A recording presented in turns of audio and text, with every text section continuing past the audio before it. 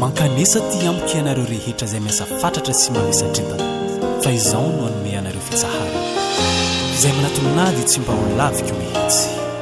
Halleluja. Finy fiainanaka mila hoketraky anao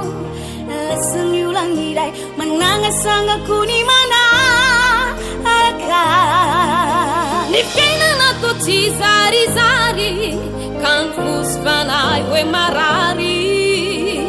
mitaraina tsy misy azo antenaina ny ray de tsy mba mandamo fa mitaranao isanandro izao fa ianao toniny tsy nijery izanatry izahay avelale renarena tinao haitsio ny lalankalehe fa sony antsonao isanandro matohy ikuhasotanako zay mitsotragagana hatrakamilo saotsanahoana matoky filatomody haunilana hanugan haufalina hausamandrana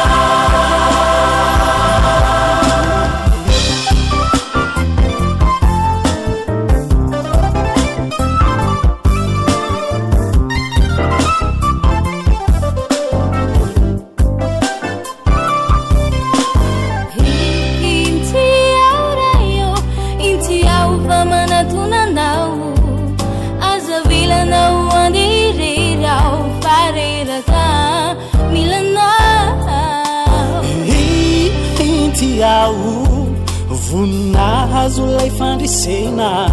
indro tanako mitsotra jereo fa andray anao misy anao no isaiko ny fitiavako anao raha tsy ovatsolo ny minady fisedrana manjo eo anilaka ianao manome riny fo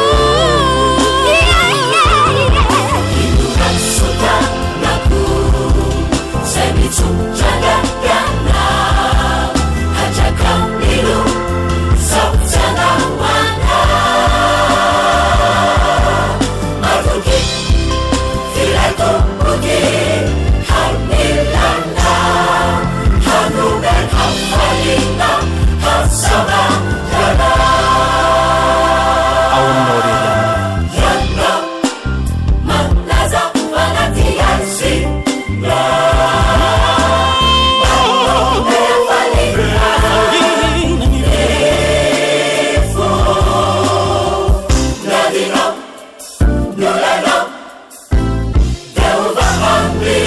zamana lavikay